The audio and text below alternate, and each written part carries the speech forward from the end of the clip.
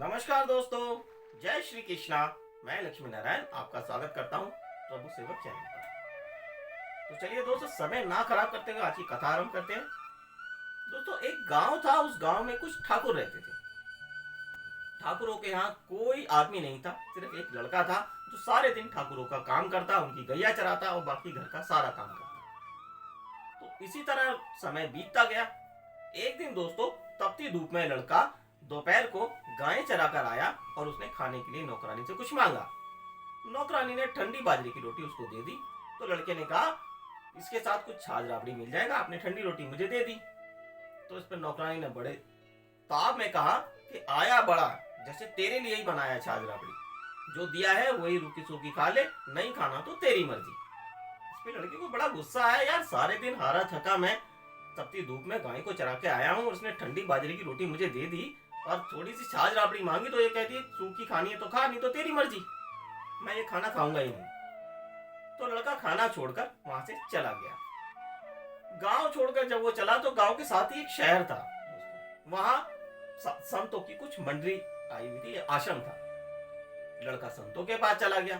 संतों ने पहले तो लड़के को अच्छे से भोजन कराया। भोजन के बाद संतों ने लड़के से पूछा, भाई कौन कौन है तेरे परिवार में? इस पर लड़का रोने लगा। उसने कहा, इस संसार में मेरा कोई नहीं, ना माँ बाप ना भाई बहन, कोई नहीं। तो इस पर संतों ने कहा, तू हमारे पास आ जा और साधु बन जा। लड़का तैयार हो गया, राजी हो गया, साधु बन गया। पढ़ने के लिए उसे काशी भेज दिया गया। अब वो काशी चला गया, काशी पढ़ के विद्वान हो गया। इसी तरह समय बीतता गया, लड़का महामंडलेश्वर बन गया, महंत हो गया। तो एक दिन दोस्तों, सौभाग्य से लड़के को गांव के पास उसी शहर में जाने का मौका मिला। अपने शिष्यों के साथ लड़का उस शहर में पहुंच गया।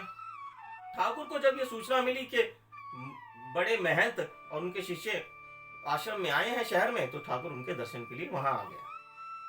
ठाकुर ने उनके दर्शन किए, उन्हें प्रणाम किया।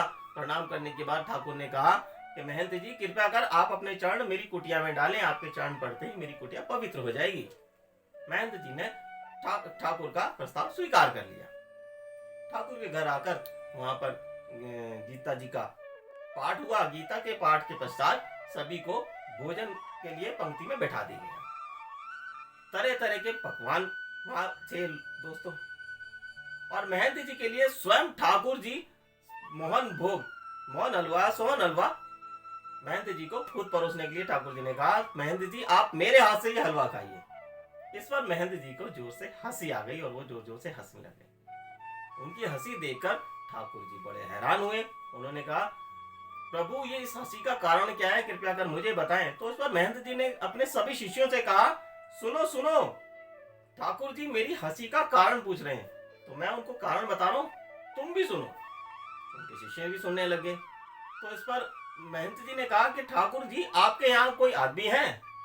इस पर ठाकुर जी ने कहा कि हमारे यहाँ कोई आदमी नहीं है।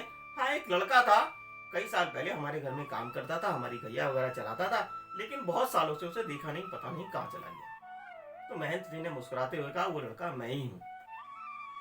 एक बार जब हारा धक्का में गाय चरा के आया था, तो तुम्हारी नौकरानी से मैंने खाना मांगा तो उसने मुझे ठंडी बाजरे की रोटी दे दी।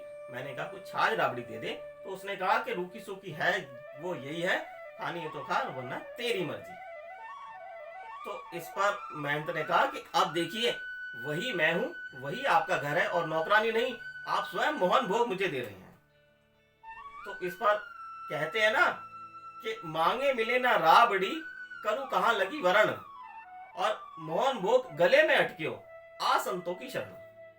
तो कहां तो छाछ राबड़ी मुझे नहीं मिल रही थी और संतों की शरण में आके ही आप स्वयं मोहन भोग मुझे दे रहे हो। तो देखा दोस्तों, जो भगवान की शरण में जाता है, संत भी उसके लिए, उसकी सेवा के लिए तत्पर रहते हैं, और जो संतों की सेवा में जाते हैं उनके लिए तो सभी तत्पर रहते हैं। तो भगवान की शरण में जाने के लिए सबके पास मौका है। लखपति करोड़पति बनने के लिए सबके पास मौका नहीं है, लेकिन प्रभु की शरण में जाने के लिए सबके पास ये सुनहरा अवसर है, और ये अवसर मनुष्य योनि में ही प्राप्त हो सकता है।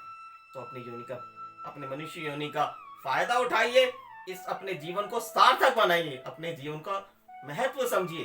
मनुष्य योनि हमें इसीलिए मिली है, भगवान की शरण में जाने के लिए, प्रभु का स्मरण करने के लिए, प्रभु का गुणगान करने के लिए। जय जय श्री कृष्णा दोस्तों।